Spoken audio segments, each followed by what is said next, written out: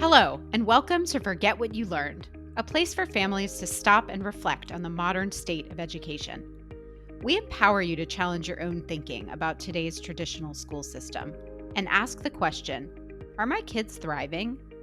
I'm Cory Greenberg, a parent in the trenches just like you, and I chat with innovators, experts, and other parents who are changing the conversation, inspiring families to reevaluate how we define academic success. This podcast is brought to you by Pacific Preparatory and Tutor Corps, sister organizations molding education through innovative one-on-one learning for students in today's digital world. In today's episode, we're tackling a heavy topic, the epidemic of childhood anxiety. Dr. Karen Wilson, pediatric neuropsychologist and founder of ChildNEXUS, offers this stark statistic.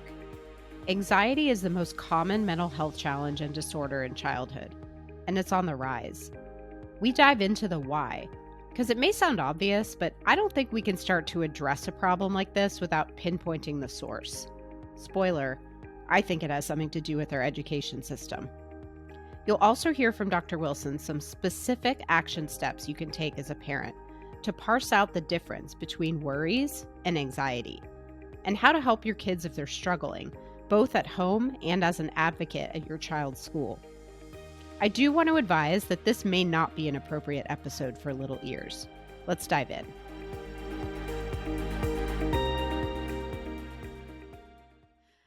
Well, hello. I am so glad to be with you today and really thrilled to introduce you to our guest today, who is Dr. Karen Wilson. Before I introduce you, though, I wanted to let you all know that we're going to be talking about anxiety today in our kids.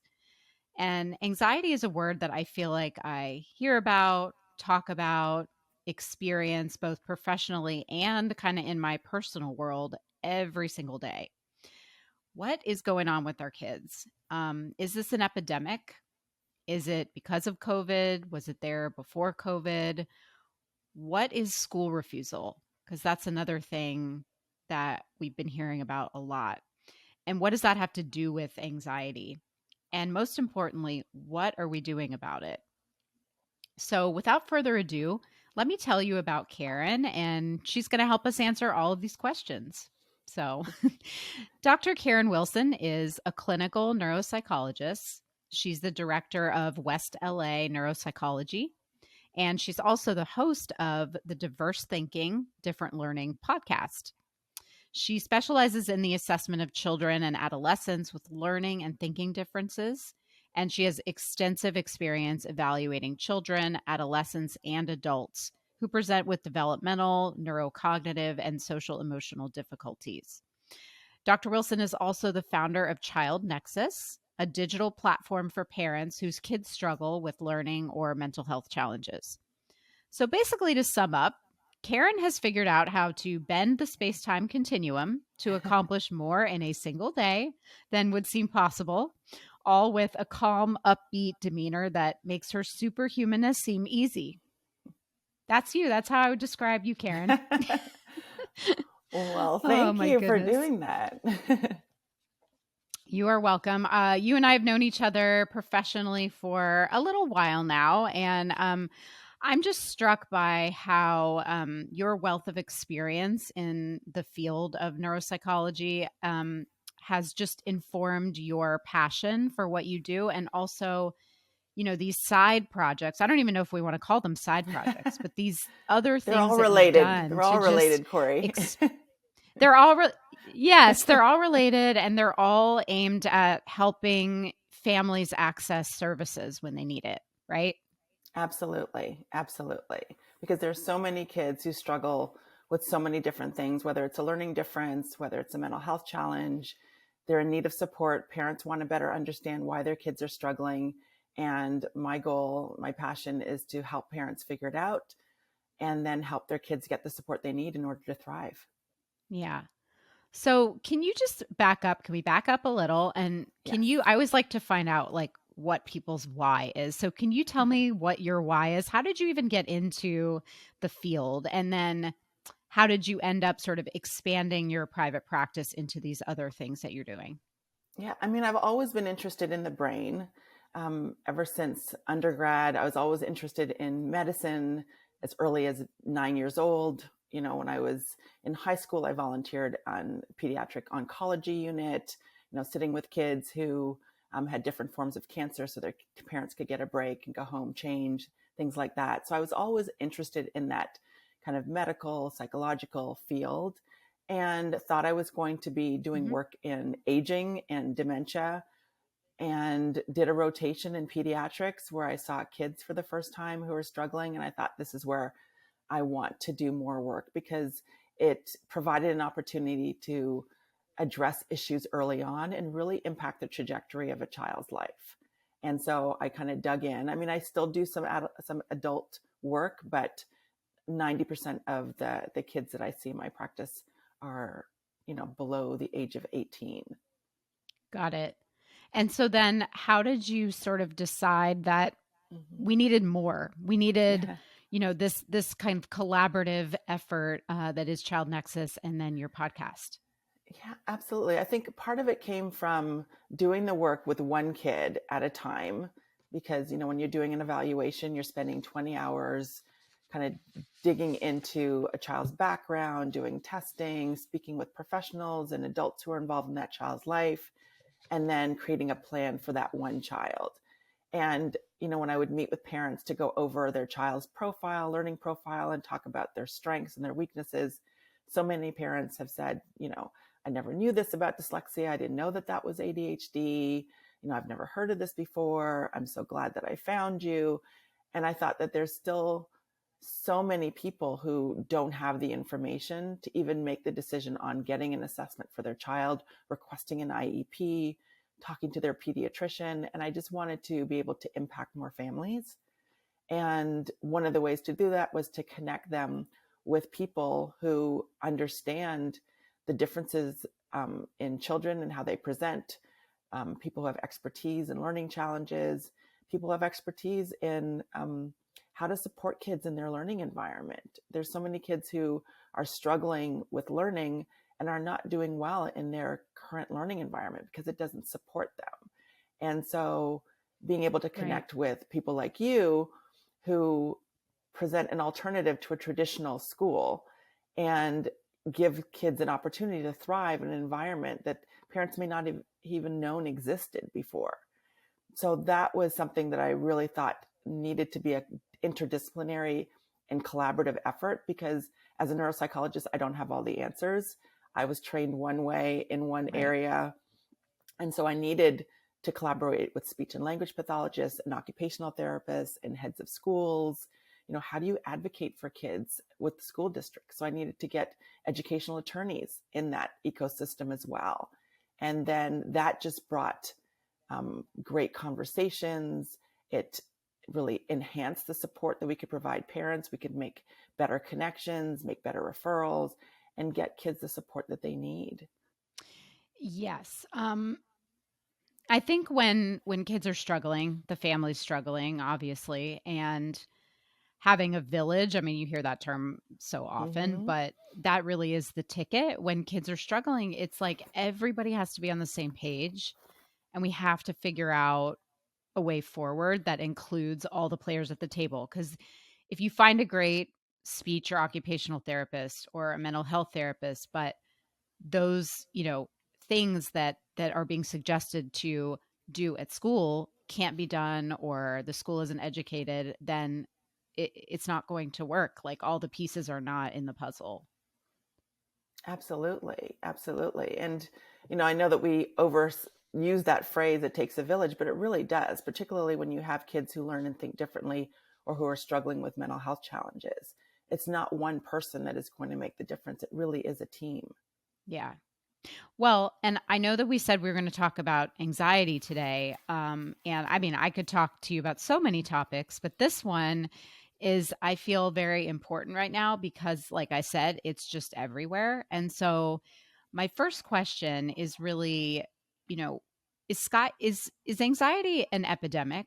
Is that accurate? Because I've heard it described that way. And if it is, why? Like, where did it come from? Right. And, that's a hard question to answer. I can answer it by saying this, that anxiety is the most common mental health challenge and disorder in childhood. And so that tells you how prevalent it is. And we know that anxiety Yeah. is on the rise. I think even before the pandemic, we saw an increase in 29% in individuals with problematic anxiety, which means this means anxiety that is Hmm. impacting their daily life, impacting their ability to function. And so we know that this is a problem. We know that it is interfering with functioning, with the child's ability to access curriculum, to connect with peers, to get out the door in the morning, to have meaningful interactions with family members. And we also know that 80% of kids who have an anxiety disorder are not getting treated for it. And that's further exacerbating the problem, because that means that they're sitting in classrooms, they're not going to birthday parties because they're fearful, they're sitting maybe alone on the playground or not wanting to go outside.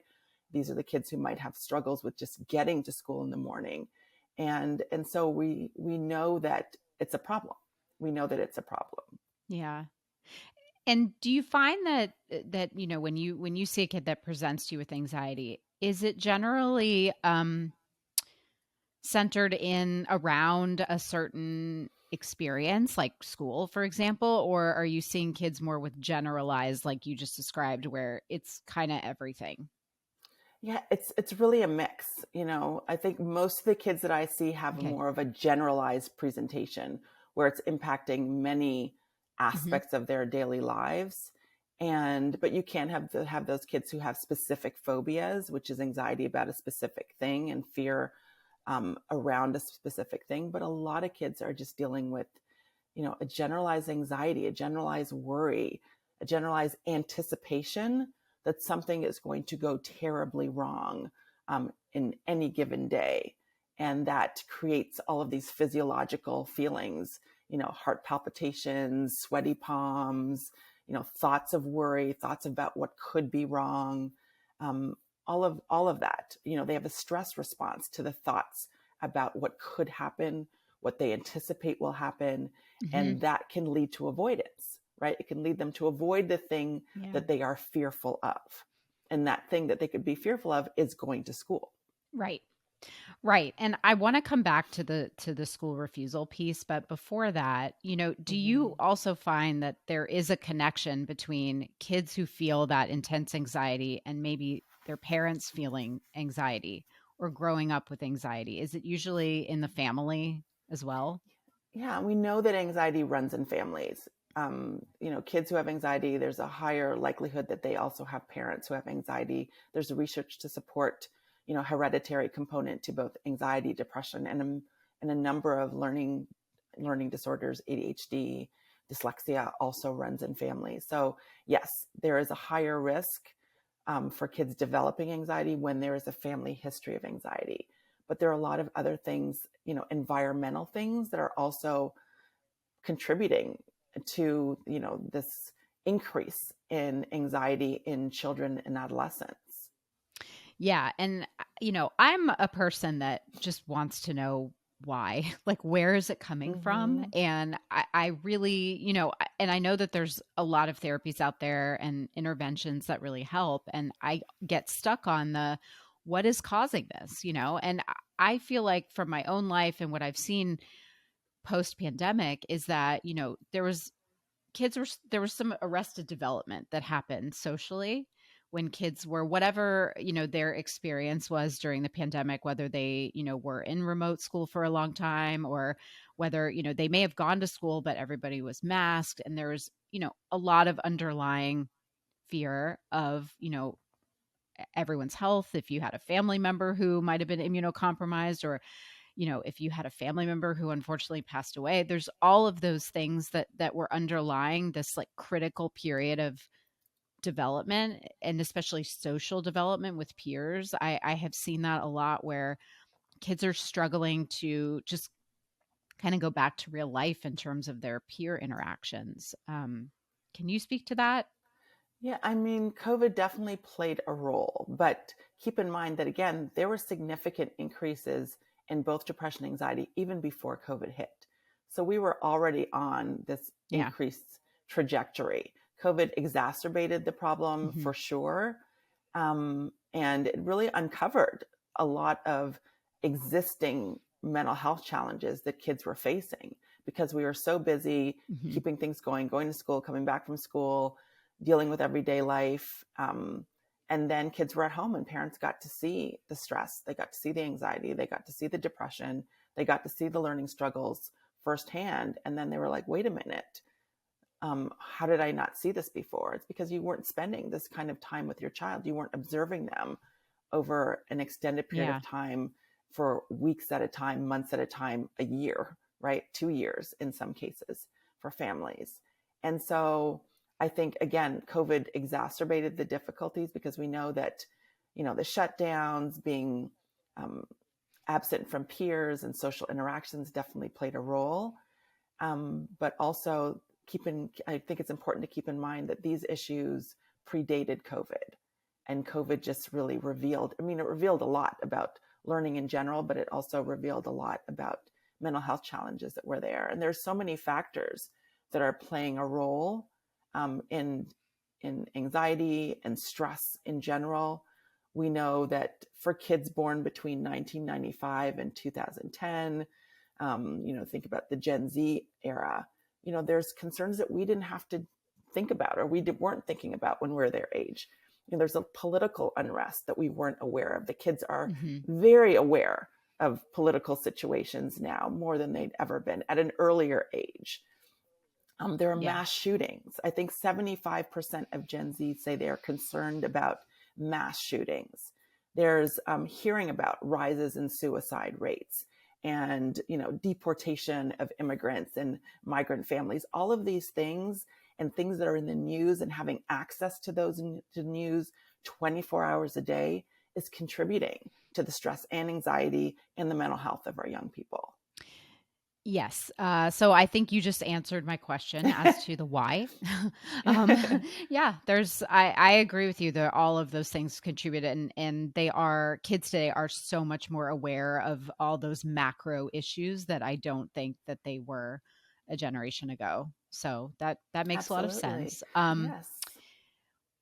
The other thing I want to mention is that in addition, our kids are exposed to a lot of technology. And for many kids, Yes. technology has replaced in-person social interactions.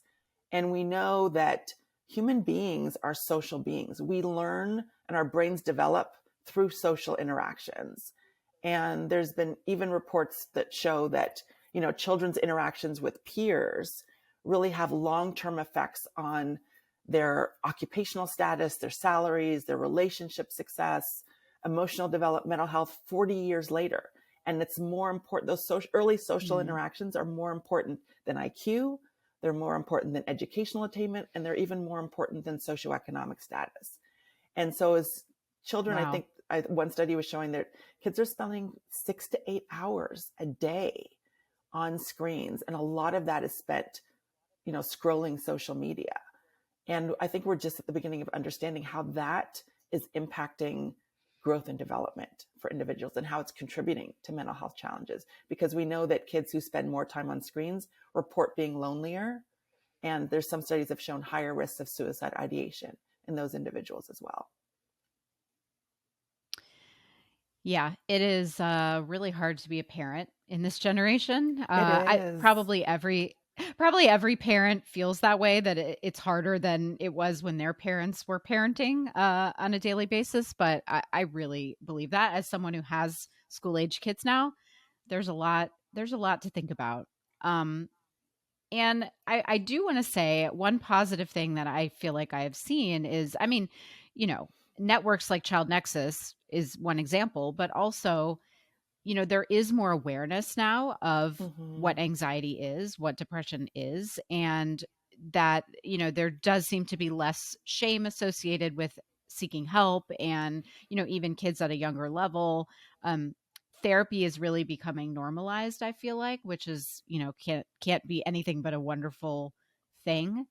I wonder what your perspective is on schools and the school system and how how do they handle kids with anxiety? I mean, obviously it's very different school to school, but in general, are our schools equipped to really support our kids with anxiety? I think it depends on the school, and it depends on the school culture. It depends on the education of the teachers and the staff, administrators, because I think there's significant differences in terms of just understanding, because anxiety manifests as behaviors. And if you don't understand the behaviors, you're not going to have the right solution or provide the right support. So if a child is running out of the classroom and screaming and tantruming, you might think that that child is a behavioral problem or is Mhm. deliberately trying to interfere and be disruptive. And if you don't seek to understand the reason behind the tantrum, the reason behind the tears, the reason behind the refusals, I'm not doing that, I don't have to. And then if you dig deeper, you might find out that behind all of those behaviors is anxiety. And then you have to have a plan to address it. So I think it's, there are multi Mhm. steps to the issue. You have to see the behavior and be willing to want to understand what's behind it rather than just punishing or dealing with the behavior. We know there are a lot of kids who get kicked out of preschools, who get kicked out of schools, who get suspended for behaviors. And we deal with the behavior, but we don't really fully address the underlying issue behind a lot of the behaviors. And when we look deeper, we often find that there are mental health challenges like anxiety, like depression, trauma, or they're unrecognized, undiagnosed, or unaddressed learning disabilities that are really impacting a child who Right. doesn't know how to deal with a lot of those feelings and thoughts around the difficulties that they're experiencing. Right. I mean, there seems to be such an intersection of kids who are struggling with learning and the anxiety that either comes along with that or because of the struggles, that they have with learning in school, and just kind of what that creates, if the expectations are too high, if they don't have, the right accommodations in the classroom and everything. I wonder what if you have advice for parents, like if you have a Mm-hmm. parent who is recognizing that the root of their children's, behavior issues in the classroom, let's say, if the root of that is anxiety, what can parents do to kind of advocate for their kids or to help the school help them? Right. I think one thing is to, if you're seeing it, to really seek out the support of a mental health professional. I mean, that is probably one of the most important things you can do. And then request, a meeting with the school if you think this is happening. Oftentimes the school might not do enough if it's just your thought or your gut feeling that it might be anxiety or it might be depression. And so talking to a pediatrician about what you're seeing, get an appropriate referral for a mental health professional who can, make a diagnosis, determine whether or not, again, this is anxiety, this is depression, this is both. There's a learning disorder that was unrecognized. There's something else going on neurodevelopmentally. So identifying what is behind the struggle definitively, and then collaborating with the school, holding a meeting with the school and say, I met with this mental health professional. They've determined that my child has anxiety. This is how it's manifesting. How do we put a plan in place to provide support at school? So it's really about getting educated on what that is, understanding the reason behind the struggle, seeking mental health help, and in starting your child in treatment, because anxiety is treatable. I think I started by saying 80% Mhm. of kids with problematic anxiety don't get treatment. And that's because parents, educators don't Right. recognize it as anxiety. So we know that if we can get kids treatment, that goes a long way in addressing how anxiety manifests and shows up in that child's life and impacts their functioning. So get treatment. First of all, get the anxiety addressed, identified, first of all, get treatment, and then collaborate with the school and any other professionals, allied professionals that can provide additional support. Thank you. That's super helpful. And it also just made me wonder, if a parent isn't, they didn't have anxiety growing up, or Mm-hmm. they just haven't really truly experienced it. What are some red flags to kind of look out for that are would be different from, okay, my kid's a little nervous to go to school, or my kid's a little, fearful of big groups, or like, what are the red flags when you really need to seek outside support versus like what could be sort of in the range of normal? Yeah, I think when you're seeing emotional outbursts that seem disproportionate to the situation, when there's Hmm. increase in irritability, physiological signs of stress. So that Sunday night, everything's fine on the weekend. Then Sunday night, when you know you're going to school on Monday, there are headaches and there are stomach aches. I can't go to school. Disturbances in sleep. Kids are having difficulty sleeping. They're getting up in the middle of the night. They can't go back to sleep. They're having a hard time falling asleep. They might be withdrawing from other people, saying, I don't want to do that. I don't want to go to grandma's house. I don't want to have that play date. You might see, that irritability at home where they seem to be, arguing, more argumentative, and it's impacting, aspects of their life. It might be, it's harder for them to get up in the morning. It takes a lot to get them out the door. There's a lot of refusals. There's increase in defiance. You're seeing difficulties with siblings. Those can be all signs that something Hmm. else is going on that needs your attention. There might be lots of tears, again, tantruming that's more frequent. So those are things to kind of look out for. Those can be warning signs. Okay. Yeah, it makes sense that, that as we were talking about earlier, that, it can be a generalized experience where kind of Mm-hmm. everything makes them nervous, or all those psychosomatic complaints, that you identified. But then it also could be that they seem fine when they're home, but when it comes to Mm-hmm. Sunday night, packing up the backpack, getting out the door in the morning, that's when kind of the reality hits and there's an issue. Right. That may indicate that a lot of the stress and anxiety is tied to what's happening at school. And that again, that's that anticipatory Hmm. anxiety. School is tomorrow. I'm worried about this. I might have to read out loud today and the kids are going to laugh at me, or, no one's going to sit with me at lunchtime, or this child that I've been having a problem with is going to be there. Will I get bullied today? And so again, all of those thoughts are maybe contributing to the feelings of not wanting to go. And then that creates, again, those physiological symptoms associated with anxiety. Yeah. Are there things that you have seen specific schools do, or just schools in general, that really help with these kinds of things? Because I think in a traditional school, it's probably very difficult for, the teachers to, number one, I mean, sometimes kids maybe just internalizing it. Like, they're feeling all of that anxiety, but it's maybe not showing on their face, or, it's like we said, showing up in different ways. Are there specific things you've seen schools do that have been really effective in helping kids manage their anxiety? There are some things. One, I think, is just being really great with collaborating with parents, having those discussions on Okay. what they can do and being willing to try new things.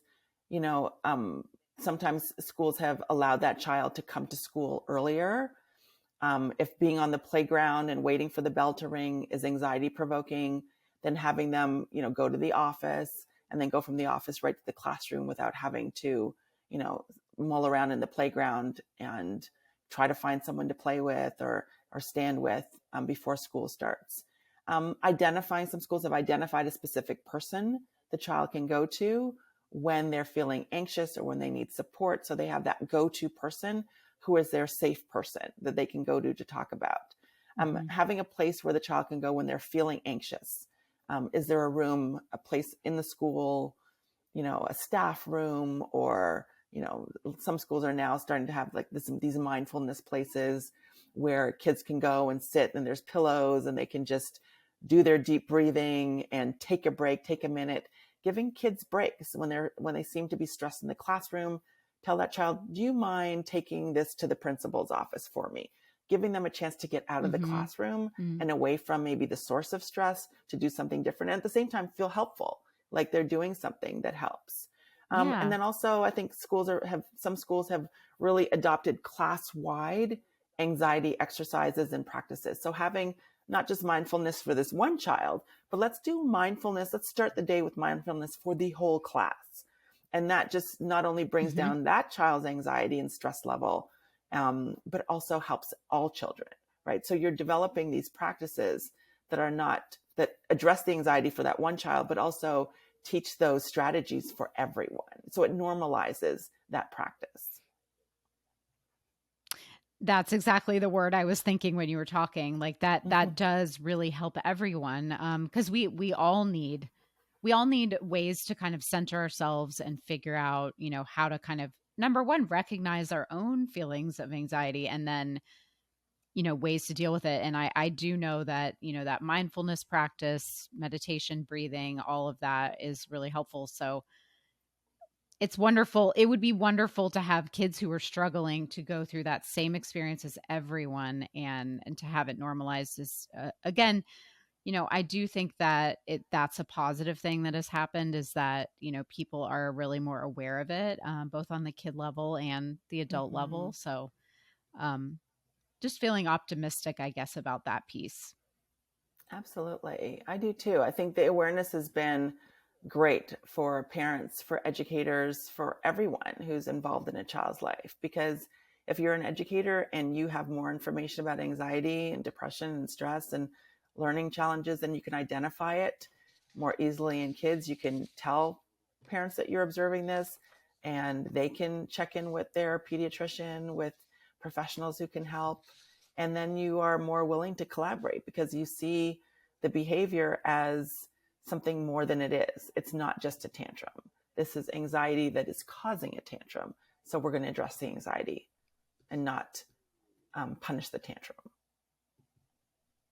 Yeah, exactly. Oh, well, this was such a lovely conversation. It was a heavy topic. I should put that disclaimer when we start that it is, but I feel like it's very important to talk about. And lastly, like what's next for you, Karen? What other projects do you have going on? As if you need more, but what's coming for you that we need to know about? Well, we're continuing to, try to get the word out about, again, the struggles that kids are facing, mental health challenges, how to support kiddos at school and at home. So, we continue to let people know about webinars, about town halls. We'll probably have, a summer town hall about what you can do to support your child over the summer. We'll definitely have a back to school webinar in terms of preparing for a new school year. Sometimes that is anxiety provoking for kids after being off for so long. And, we'll continue to put information on the podcast that helps parents and helps educators kind of navigate these waters and better support children and adolescents. Wonderful. There's one more thing we have to do, which is the fire Yes. round. So if you're up for it, we're just Okay. going to go quick. Okay. You ready? Okay. Okay. First question is, what is your favorite education or parenting related book? Oh my goodness. I think, oh my goodness. I think I've been really digging into Sally Shaywitz's work. So I love Understanding Dyslexia. I know it's very Mm, topic specific, but it's a really great book. Um, so okay. that's what's at top of mind right now. Great. I'm putting that one on my list too then. Overcoming Dyslexia. Okay. That's Number what it is. two, okay. Okay. Perfect. Number two, what do you do in your free time? What free time? I know that's really the question. I spend a lot of Oh my time goodness. with my kids. My husband and I, they're heavily involved in sports, and so we spend a lot of time watching basketball games, watching volleyball practices and drills. We just started karate, and so we're spending a lot of time doing those things. I relate to that. Same thing. Uh, it's fun though. It's really fun. It's a great thing to do. Okay, number three. What do children in this world need more of? Just one word. Empathy. I agree with you on there on that one. Mm-hmm. Okay, two more questions. What's your favorite feel good song? Oh my God. Happy by Pharrell. Oh, Yep, that's a good one. Okay, and lastly, if you could summon anything to your desk right now with a magic button, what would it be? Oh my goodness. A magic button. I'm having a hard time with this one because I just don't know what I would need right now. I need an assistant. A personal assistant is what I need right Yes. now. Yes. Yeah. That's kind of like, wishing for more wishes. Because if you had the Right. assistant, they could bring you anything that you needed. Absolutely. Love it. Okay. Absolutely. And lastly, we will leave you with where can we find you? Yes. You can actually connect with me on childnexus.com. If you get on our email list and I send you an email, you can reply to that email, and I look at all the responses to those emails. So definitely get on that email list. And you also will get information about anytime we're doing webinars, town halls, a new podcast drops. We provide you with information that can be helpful through that email list. That is probably one of the first things I would recommend. But if you want to reach out to me specifically with a particular topic or interest or question, drkiwilson@childnexus.com. Wonderful. We will put all of that in the show notes. And I just really appreciate you making time in your busy schedule to come and talk today about anxiety. And just thank you so much for coming, Karen. Thank you so much for having me. It's been a pleasure. We hope you enjoyed this episode of Forget What You Learned, hosted by me, Cory Greenberg. As always, our goal is to allow you to zoom out on the snapshot of your family's life and answer the question, are my kids thriving? We're here to inspire you to make those small and maybe big changes to answer yes. We'd like to thank our sponsors, Pacific Preparatory and Tutor Corps, sister organizations committed to educating students with an innovative and holistic approach in today's digital world. Don't forget to subscribe to the show and leave a rating and review. See you next time.